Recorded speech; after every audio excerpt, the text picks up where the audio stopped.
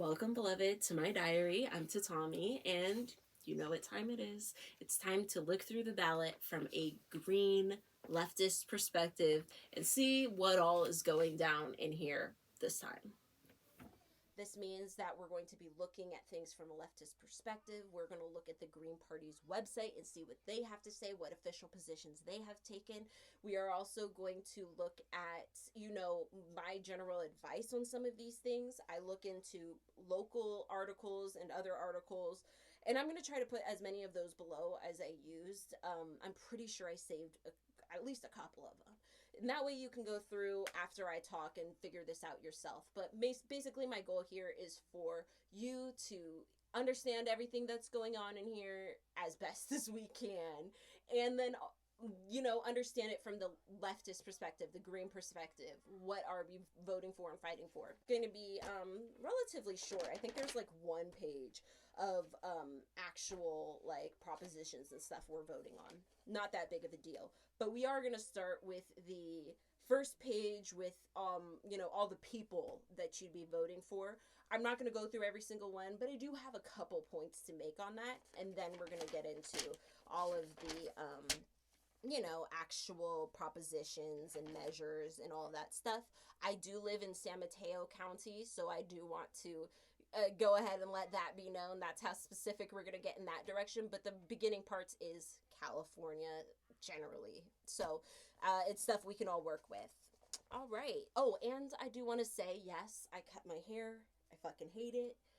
It's awful to me, and I feel like Samson. I feel like I've lost all my juice. It's hard to even look in the mirror sometimes, but somehow I manage.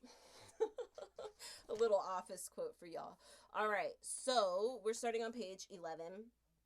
This page is mostly the choice between a Democrat and a Republican, the choice between two shit sandwiches. That's going to be up to you. I mean, like, a lot of this, it's just going to have to be up to you because the Green Party had no official position on any of this. Nothing. Because, of course, I mean, well, look at these people. Look at these choices. What are you going to choose? All right. But I did want to bring up here at the bottom middle of the page, it says in bold, the U.S. representative and the member of the state assembly.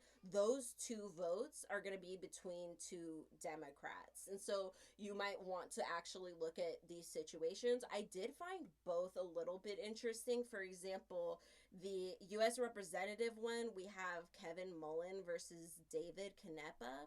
And Jackie Spear, the previous representative, who long-standing representative, has chosen Kevin as her, I guess, successor. Since we do that here. But she's heavily endorsed him. Mullen has a lot of stuff in my mailbox. He's got a lot of support, supported by Planned Parenthood, supported by, like, I don't know, I forget what the other one, firefighters. I'm not sure. He was supported by a few organizations. I did want to note that following Canepa's Twitter account, you will find a lot of information about all of the dark money and PACs that are just funneling money into Mullen, like Republican PACs funneling money into Mullen against Canepa, which is very interesting because they have pretty similar party platforms.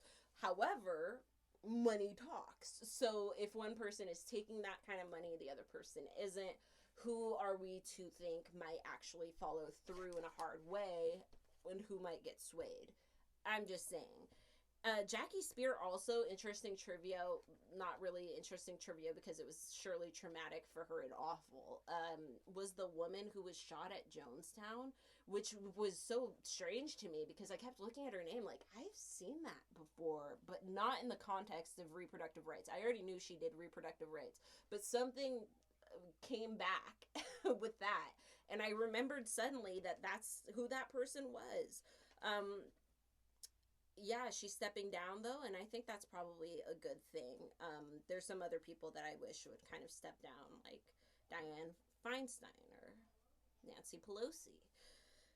At any rate, moving to the member of the state assembly one, this one is so weird just because basically the woman at the bottom, Giselle Hale, dropped out, like, right as she won, because she was getting all sorts of, like, intimidation and hate. Like, firstly, some unknown person or group started making extremely, like, those attack ads where there's like all that weird music playing, and then they say things about you in like that weird voice. And like, the things they were calling her out on, one of them was that at one point in her life she worked for Facebook, so maybe Facebook's paying her campaign. I'm not sure I understood that connection. Another one was that she tried out for The Apprentice in 2005, which I'm like, but Trump was just a kooky celebrity back in 2005. Like, as far as I can remember, he was like Snooki. It's like, we have weird reality show characters. We have weird socialites, and that's basically what he was. We were really into socialites then. Paris Hilton was big. Like, a lot of people, a lot of socialites were big. Most of them were girls. Most of them were like in their 20s. But I'm just saying, Donald's a socialite, and he was big then. Rappers would talk about him because it was like, oh, who do we know that's a rich person that people would, oh, Trump. So I'm not sure how that also would be something to hold against somebody. I mean, she was trying out for a show. You never know what these assholes are going to do later. But she also was getting stuff in her mailbox, apparently.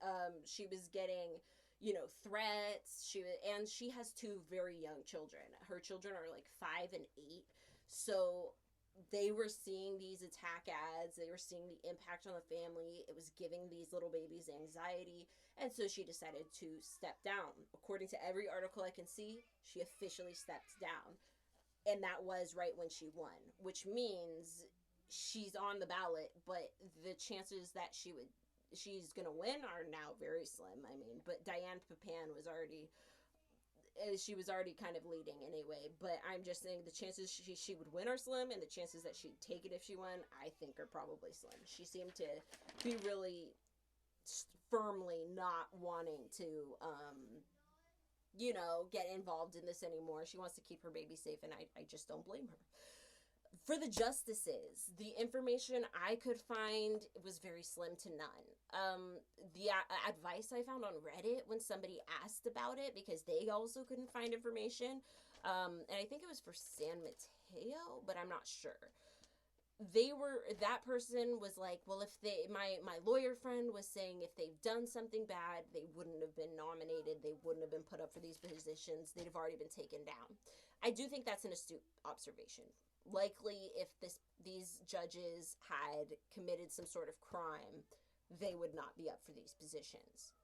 That does leave out the people who haven't been caught yet, who changed their ways, who work within the law, but they're really kind of fucked up, like Katmala, for example, was somebody who I can think of who, worked within the law, but she really fucked a lot of people over in the process.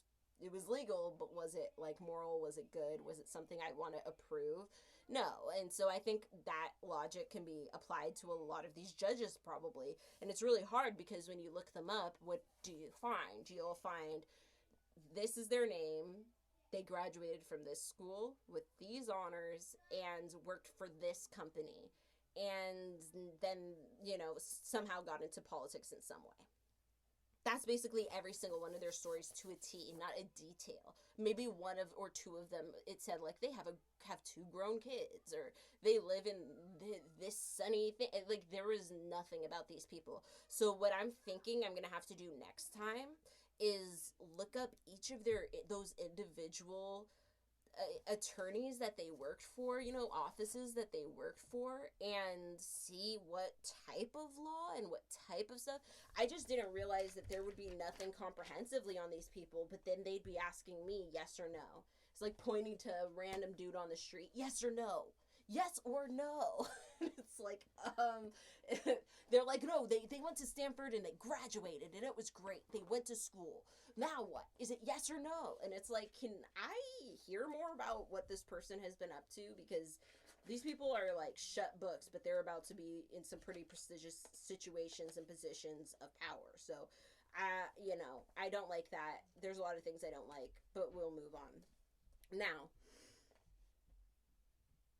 we're going to start on the actual sample ballot portion of this, with the propositions and all of that. I did want to, first of all, congratulate the left unity slate. The leftist unity between the Green Party and the Peace and Freedom Party led to us both being able to get on the ballot for the next 4 years by working together. Yay! Okay, so you all know that when you vote green, it's not a wasted vote. There is the goal often of getting to the 2% so that we can stay on the ballot. And that's getting 2% of the vote somewhere in the state, to be able to stay on the ballots for these primaries. And essentially what we did was we didn't run for the same things in these different places, and we voted for each other in these places. So some places we got 10%, some places we got 2%. 10% I think is actually pretty decent and a good sign of things to come, in pushing. So anyway, I'm really proud of us. I'm really proud for both of us and happy for both of us, and I think it's a really great step in the right direction there. Also, the California Greens have decided officially, if you haven't heard, over the summer to boycott Israel. They have joined the divest sanction BDS movement. And yeah, there we go. Moving on, let's see what they had to say about these different measures and propositions and all that.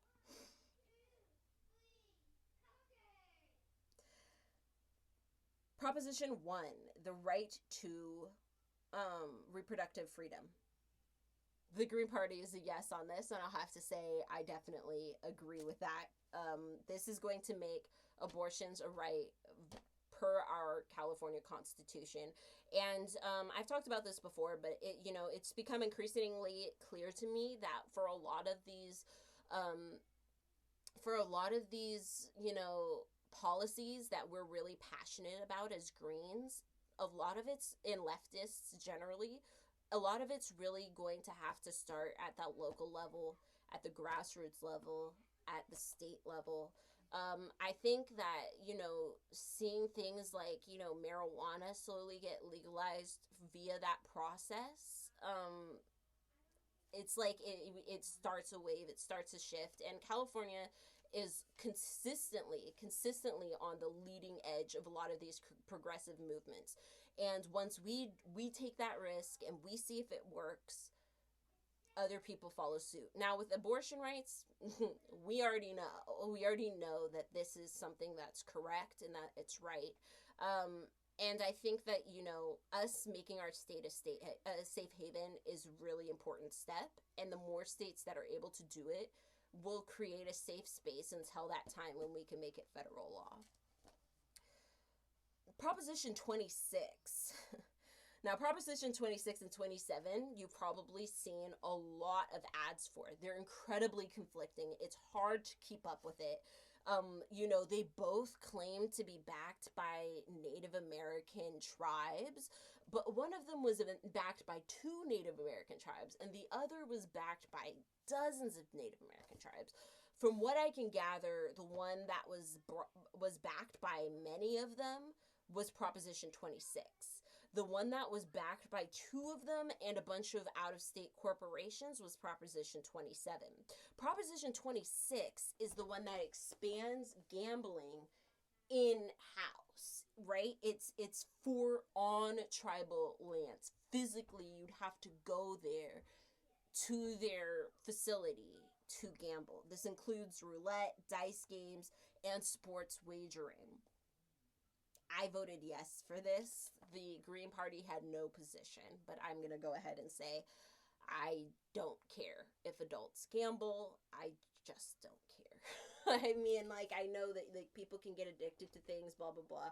I think we need to work on the reason why we have so many addictive people and so many people seeking out, things that they need, then focusing on, banning the gambling, banning the drugs, banning that. I just think like, let people have fun. We don't get many pleasures. But with Proposition 27, that's for gambling online on mobile devices, like on your phone. And there really doesn't seem to be a failsafe there about children. There doesn't seem to be a failsafe there about anything. It just seems like it's about to be a free for all for the corporations, like these gaming companies that are just these apps that just want to make money. And it's like they probably already make pretty good money, but this would just open the floodgates. I just felt like I didn't have enough information on that. But Green Party said no, and I was already going to say no also, so we aligned in that regard. Proposition 28, the Green Party said yes. It is for providing the funding for arts and music education in public schools for K through 12, and I think that's actually super important. I went to Sequoia High School, on the other side of the city from me now. But I went to that high school for a little while, and I remember being kind of stunned when they built a third gym. And I played a lot of sports. But even I was kind of like, wow, another gym? We have so many gyms. Like, I feel like there are other parts of this campus that could use a little love, but I digress. I do think that the arts and the music education in public schools will be invaluable. It just will be. All right, so Proposition 29. You guys know how I flip and feel about this dang dialysis BS on the ballot every time. We are not doctors. Why would we have these people's literal lives in our hands? How many times do we have to vote for this exact thing? Can we stop? Can we not? Who is doing this? Who is obsessed with shutting down dialysis centers for people by requiring people to be like doctors to give it to people? I just don't understand. Like, don't the doctors have enough to do right now? Why can't people continue to get their dialysis how they need it, when they need it, from the people they can get it from? If it can be trained, I don't understand why the people who are trained can't continue to do it. I do not like this shit. But here we are again. No, we are voting no on Proposition 29. No, we are not going to require an on-site licensed medical professional at all kidney dialysis centers. It's just annoying that they even keep doing this. All right, so there was no position on Proposition 30 from the Green Party. This was providing funding for programs to reduce air pollution and prevent wildfires by increasing tax on personal income over $2 million. 80% of this, first of all, like, this is supposed to be on the rich, is what this is like a tax the rich type of thing. And 80% of this money that is being raised through these taxing of these rich people of like millions of dollars. I'm pretty sure you have to be up in the millions for this to impact you, is from what I read. 80% will be rebates though on zero emission cars, which is so confusing for me because anybody with kind of basic logic knows that the solution to the climate crisis is not for every Tom, Dick, and Harry to just have an electric car. There are issues with the environmentalism of electric cars. We can talk about the gold rush of lithium and the literal degradation of the planet from these corporations who do not care about environmentalism. They just want to greenwash and sell you some shit. And so even if the long-term impact is they destroyed something, the short-term is you saved on gas, you were electric, woo! And it's like, I'm not sure that this fight for electric cars is really what I want to back. You know what I mean? I would love for them to just tell Elon Musk to shut the fuck up so we can make that fucking rail system, so we can pay somebody to make a high-speed rail from, just do it from SF to LA. Let's see how it goes. Or somewhere around those parts. SF to San Diego. I don't know. Let's just do that and see how it goes. Let's just pour money into the public transportation. So it's like nobody needs a car because every single one of our public transportation can take 50 people where a car can take one. And every one of our public transportation is so simple. You just go outside, boom, bam, beam. I'm over here now. I'm over here now. I think it should all be free. Personally, I think you should be able to hop on any bus at any time, any train at any time. I just don't understand how this will exactly help if 80% is supposed to be rebates on zero emissions cars. The plan here appears to be we just switch everybody over to zero emission cars. I just feel like there needs to be a supplement here because this is only helping the rich. You're taxing the rich, but who is going to be buying these cars? It's not me. I mean, I do have plans to save up and hopefully buy a VW electric van when it comes out in a couple years, because I think that my family does, need to replace the car we have. And I think that, that would be my goal if I'm going to do it. But I just don't see that I will be able to. And I don't see a lot of people will be able to. And when and if I do end up with that car, I'm going to end up with a pretty shitty deal. And I don't think I'm going to, I don't know. It says that the rebates are designated for, half of which are designated for low and middle income people. I just have a feeling a lot of that money is going to sit there. I have a feeling the rich are going to get their rebates and the poor are probably not going to be in electric cars. But we will see. And a fourth of the money trains more firefighters, which I found fascinating because, the wildfire situation, I guess I understand. Last I remembered, though, the firefighter situation here was in abundance. Like, they're turning people away. Like, in Kentucky, you couldn't get somebody to come to your house. The volunteer firefighters were like 4 hours after you called and said the trailer next door was on fire. They came moseying along. But here in California, shit tons of people are always competing to be firefighters. So I'm like, where did all those people go? Where are all the people that the people you utilize as fire jumpers while they're in prison and you're putting them in these really dangerous situations? They're not actual fire jumpers. I think they help the fire jumpers, but it's a trained labor that they learn how to do. And then when they get out, often their record prevents them from doing it. So could we use those people and not train more firefighters? At any rate, that's kind of where I'm at with that one. I'm still not sure if I'm voting yes or no. I'd love to hear your thoughts on it now that you've heard a little bit more about it. What are you thinking about Proposition 30? I was like leaning towards yes, but then there's that other part of me that's like, why can't we get some public transportation up in this bitch? But I digress. Okay, Proposition 31. Green said yes. I said no. It's the one about prohibiting the retail sale of flavored tobacco products, which is very bizarre to me because I understand a lot of these people are like, bubblegum tobacco? Is that for the children's? And as a pothead myself, I would like to assure you it is not. The Swisher Sweets were never for the kids. The, blueberry flavored, I don't know what they think, but this shit is not for children. Adults partake in this stuff. Adults enjoy these products.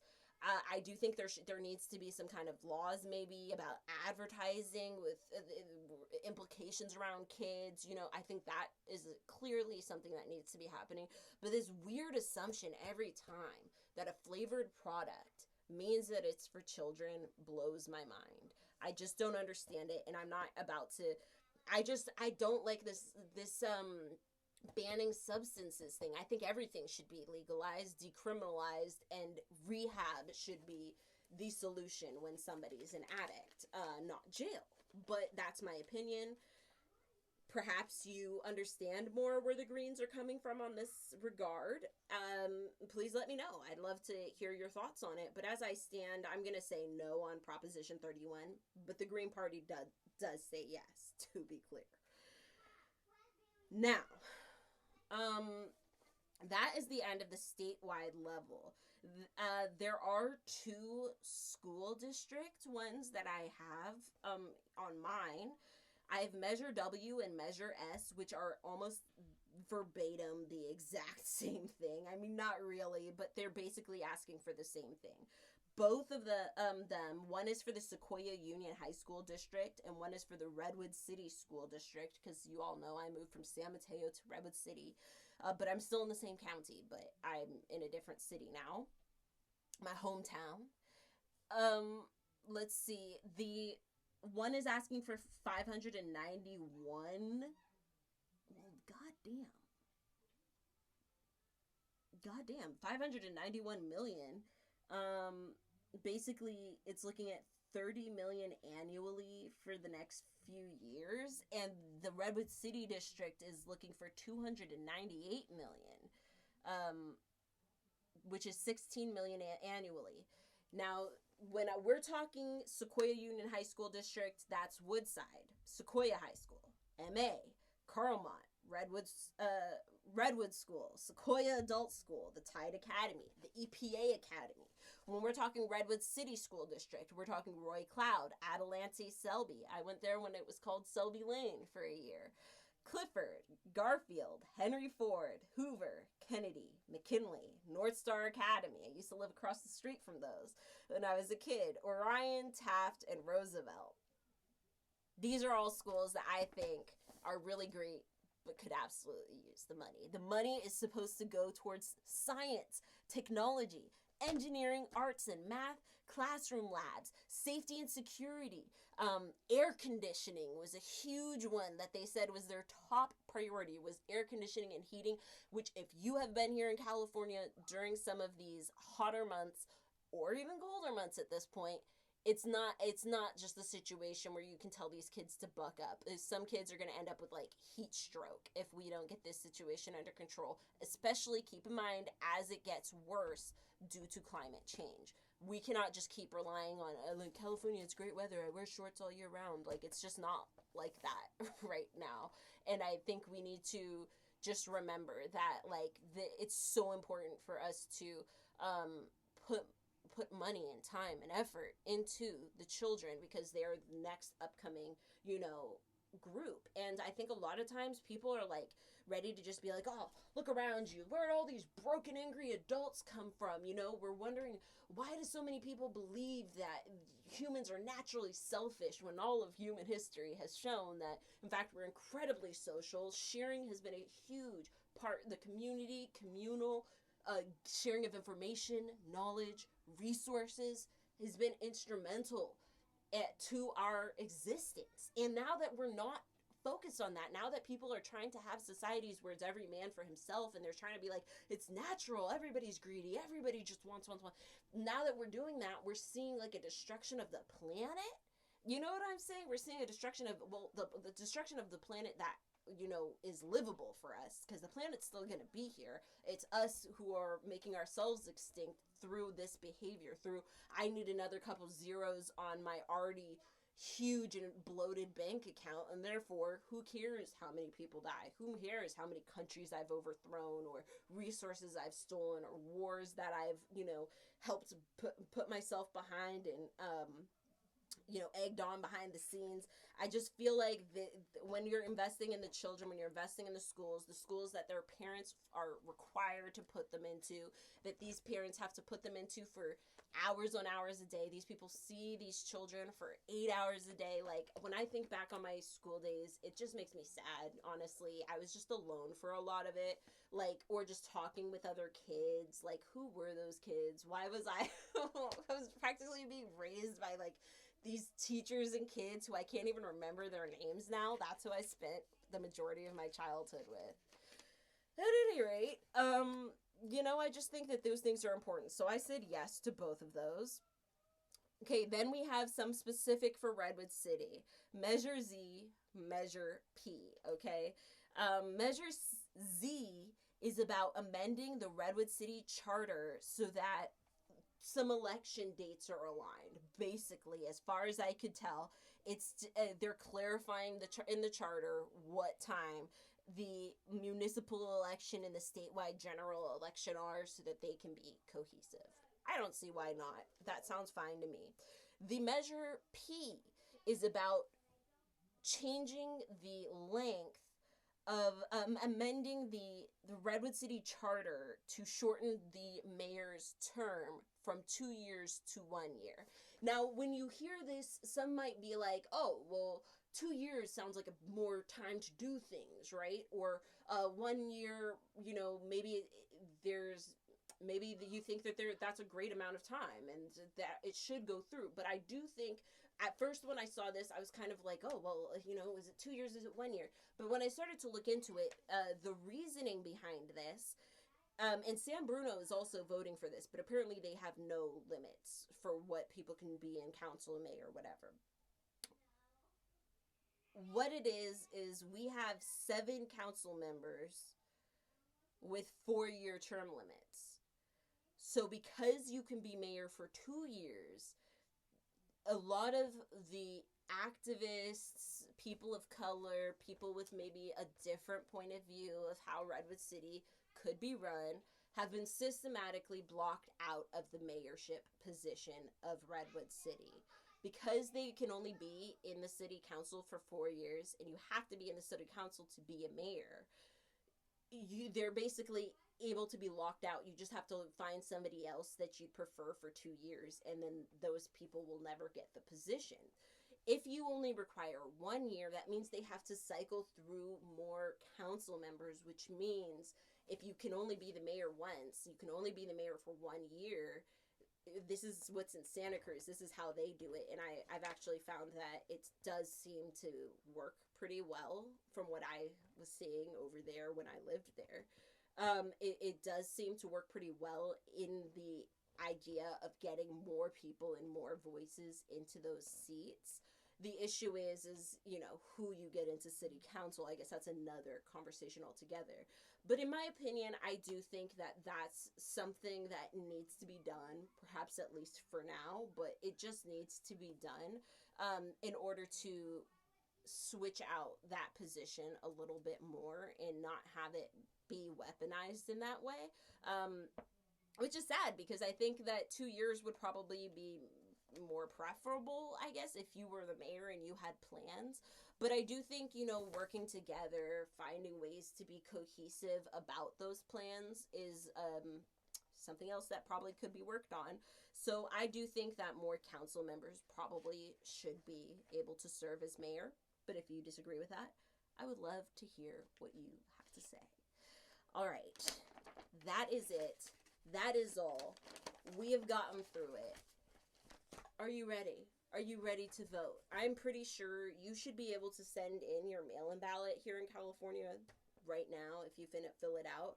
The election is on November 8th, Tuesday, and the days before that, there are more the polling places open. You do get a list in the back of this book of all the places that you can go and when those places open. And the openings happen, I feel like starting, let's see, a couple of them start October 11th to November 8th. Others started October 29th. Some start November 5th is the most common. And then a couple were 24-hour outdoor locations. So you're just going to have to see which ones, work best for you.